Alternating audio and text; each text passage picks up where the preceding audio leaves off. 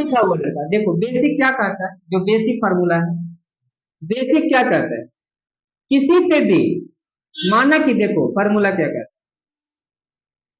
अगर ऐसा लिखा हुआ है, मान लो कि ए की पावर मान लो 3 लिखा हुआ है, ए की पावर, एक ए है, ये कोई वेरिएबल है, इसका घात ऐसा लिखा है, इसको हम ऐसे लिख सकते हैं, ये ऐसे लिखा सकते हैं, ए यहाँ पे 3। आज समझ में, अगर ऐसा लिखा है कि इसको हम ऐसे लिखना पड़ेगा, बात समझ में आ रहा है, या ऐसा इसको हम इस तरीके लिख सकते हैं, इसको इस तरीके से लिख सकते हैं, बात समझ में आ रहा है। सिमिलरली अब ये है, इतना है कि ये कैसा लिखा जाएगा, ये ऐसा लिखा जाएगा, देखो 4913, इसके पावर में यहाँ पे 3 है, इसको होगा क्यूबिक रूट हो जाएगा, इक्वल टू, ध्यान से देखो 2m प्लस में 3, 2m प्लस में 3।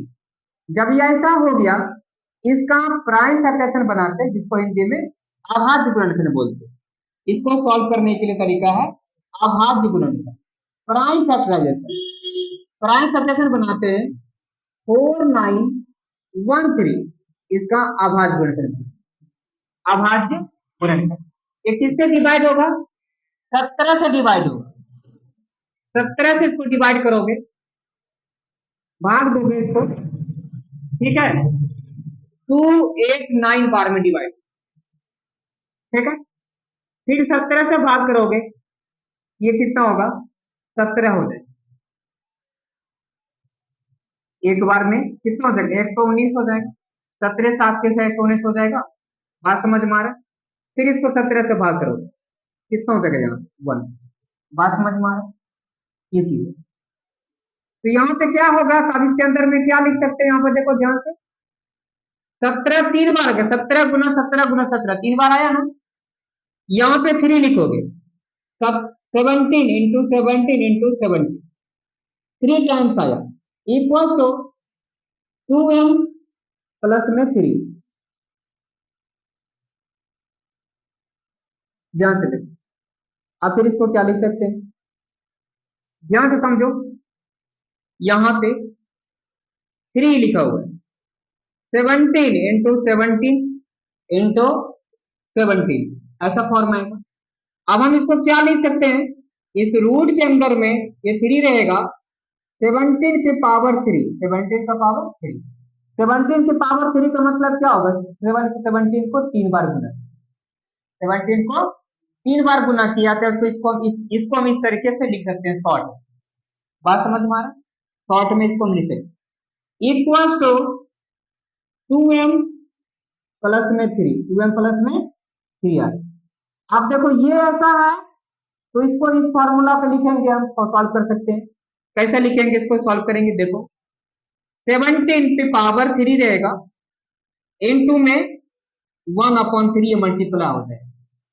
अभी फार्मूला लिखा था ना आपको, मान लो कि यहाँ पे हमने फार्मूला लिख दिया, ये फार्मूला सपोज करो, रूट के अंदर में मान लो कि x की पावर m है, यहाँ पे n लिखा हुआ ऐसा है, इसको हम कैसे लिख सकते हैं, x की पावर m इनटू में 1/n से मल्टीप्लाई करेंगे, 1/n से क्या करेंगे, इसको मल्टीप्लाई करेंगे, यहाँ यही फार्मूला यहाँ पे लगेगा, इसी फार्मूला का यहाँ पे यूज है। अभी पिछले क्वेश्चन में भी बताया मैंने, इसको सॉल्व करने का ये तरीका है। फिर इक्वल टू क्या होगा, ध्यान से देखो, 2m प्लस में 3, 2m प्लस में 3, यहाँ पे क्या होगा, 3 3 कैंसिल हो जाएगा, यहाँ पे कितना बचेगा, सिर्फ यहाँ पे 17 हुआ, रेस्ट कितना बच गया, 17, 17 इक्वल टू क्या होगा, यहाँ पे 2m प्लस में 3, 2m प्लस में 3, 2m प्लस में 3 होगा, बात समझ में आ रहा है। अब क्या कर सकते हैं, 17 17 रहेगा, अब ये 3 है, सिर्फ 3 है ना, ये 2m है, ये 3 इधर आएगा, ट्रांसपोज हो जाएगा, क्या हो जाएगा, इधर आएगा, तो क्या इसका साइन क्या हो जाएगा, +3 इधर आकर क्या हो जाएगा, -3 बराबर क्या होगा, तो -3 बराबर क्या हो जाएगा, 2m हो जाएगा, क्या हो जाएगा 2m। फिर क्या होगा, देखो 17 में 3 माइनस होगा, कितना हो जाएगा 14, 14 इक्वल टू कितना हो गया 2m, 14 इसका 2m हो जाएगा। 17 में 3 माइनस होगा, 14 में माइनस वो कर बचेगा, बराबर कितना होगा 2m हो जाएगा। कितना हो जाएगा 2m। फिर क्या होगा देखो, हम इसको इस तरह से काट सकते हैं, कैंसिल कर सकते हैं। 2 इंटू एम इसका 240, 2 से इसको डिवाइड कर सकते हैं, इस 2 से इसको डिवाइड कर सकते हैं। 2 से बन जा 14, 2 से बन जा क्या होता है 14। तुम इसको इससे काट सकते हैं डायरेक्ट, यहाँ 2 बन जा 2, 2 से बन जा 14, ऐसे डायरेक्ट बना सकते। यहाँ पे क्या बचेगा, सिर्फ 7 बराबर कितना होगा यहाँ पे, ऐसे एम हो जाएगा। बात समझ में आ रहा है। एम का मान कितना हो गया 7। क्वेश्चन क्या पूछ रहा था, एम का मान ज्ञात करने के लिए, लेकिन तुमको अब इस तरह समझ में नहीं आता है, इसको यहाँ इस तरीके से बनाओ। यहाँ पे 14 आ गया माइनस करके, 2m बराबर 14 इसका कितना हो गया यहाँ पे 2m, कितना आ गया 12। m बराबर, अब हम ऐसे हो गया 2m बराबर 14, इसको इधर कर लो, इस सेट को इधर कर लिए, उसको उधर कर दें, ये क्या हो जाएगा, ये माइनस का 2m बराबर कितना होगा -14 होगा। तो फिर इसको कर माइनस माइनस कैंसिल हो जाए, ये क्लियर हो गया। क्लियर होने के बाद क्या, 2m बराबर 14, 2m बराबर 14 आ गया।